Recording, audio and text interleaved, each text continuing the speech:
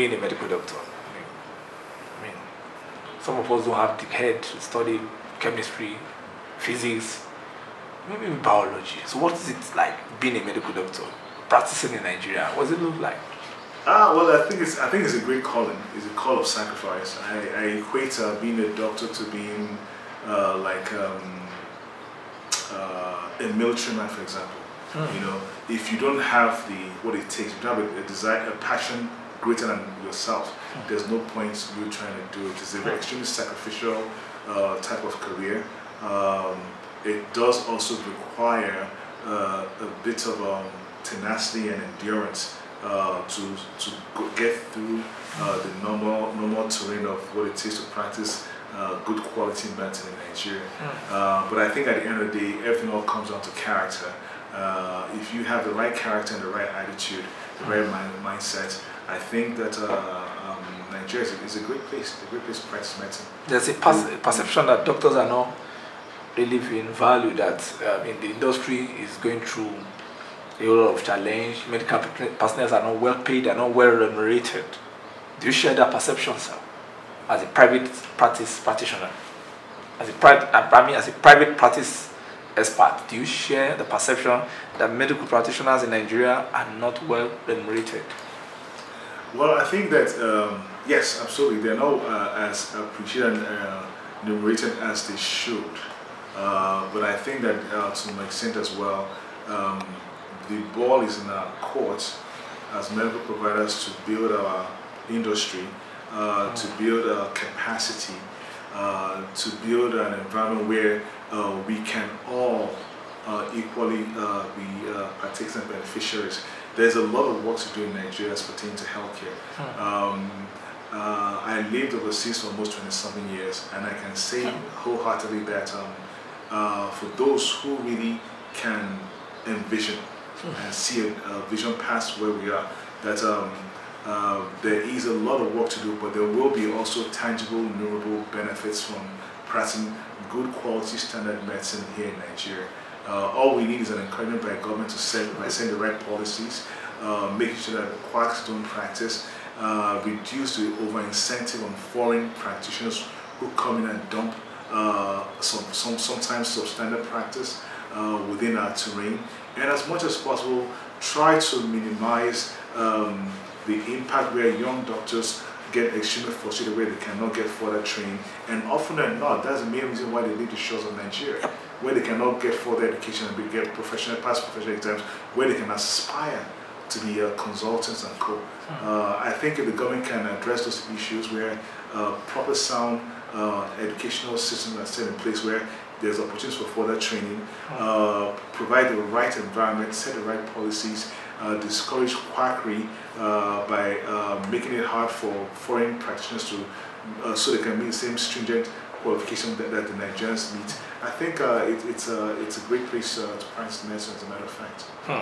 Now, if you have to find yourself giving a policy paper on how the health sector should be or should look like in Nigeria, what's going to be your chief decision? I mean, if you have to define, okay, let me say if you have to become the Minister of Health, how are you going to change that sector? What do you think that sector needs? Because every day we hear about brain drain to London, to America, very, very intelligent medical students. Most of them are abroad, practicing as nurses, some as doctors and all that. But you are just the few who is using your head to break the coconuts by coming down here. Yeah. So, but if you have to find yourself sitting on the hot seat, Minister of Health in Nigeria, what's going to be your chief decision? I don't feel like I actually need the Minister of Health to be part of the change that we need. I think what we need to do, like I said, is to nurture and see the future of the young generation, the young doctors that are being trained, and put a premium on the value of the education.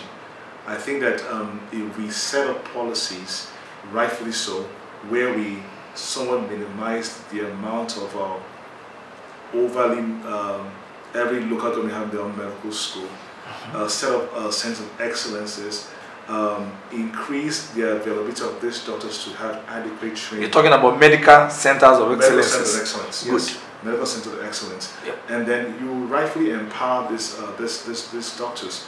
So what you're doing invariably is that you will, first of all, emphasize the need to want to go overseas for further training. Okay, the idea of further training is a fallacy. It has never worked since the early 50s, where people are going overseas, so it does not work. You have to groom your own local talent. Okay, if you can do that and then set normal policy where you make healthcare more of a right rather than a privilege, mean that you create a platform where everyone has easier access into being either insured or having some form of access to healthcare. What you do is that you grow that pool.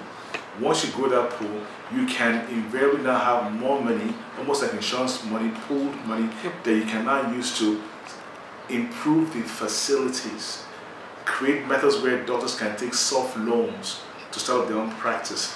You don't need to be a doctor who can only either work within the government facility and depend on government, but now not have the opportunity to own your own practice as well. That has, again, never worked. So what you see is people who say they practice within the university setting, but they don't really show up to teach or train. Encourage them to have their own private practice, because that's the way they can enhance their talents. It's only when you can engage on one-to-one basis that you can actually know what you're teaching when you teach younger doctors. So if we have a little bit of upfront conversation about this, it's doable, but we need the right vision. We need the right mindset. We need to understand that only us can solve our problems. Only us, no one else. It is believed that you have some potential clients and all that. What is the unique selling points of Nova MEDI-CLINIC? Why are you in your own, your own regard? I mean, you are highly regarded in Abuja and all that. So what makes you unique? What is the unique selling point, sir? Well, what we're hoping to achieve at Nova Medical Clinic is everything I've said encompassing, where we believe that healthcare should be affordable, there should be easy access to obtaining good quality healthcare. Your health information is your right and privilege. Whatever you share with a doctor, how you're treated, what medication you're given is your property, and you have the right to demand that this information is sent to you electronically. We have online capabilities to document our encounters, local encounters with our patients, and we believe that every patient has a right to this information. So as you're living Nova Medical Clinic, we automatically can email you notes, what medication was prescribed to you. Everything is digitized because in it all, we believe that we are partners when it comes to wellness and the place of healing. We are partners. I'm not just a doctor to instruct you what to do.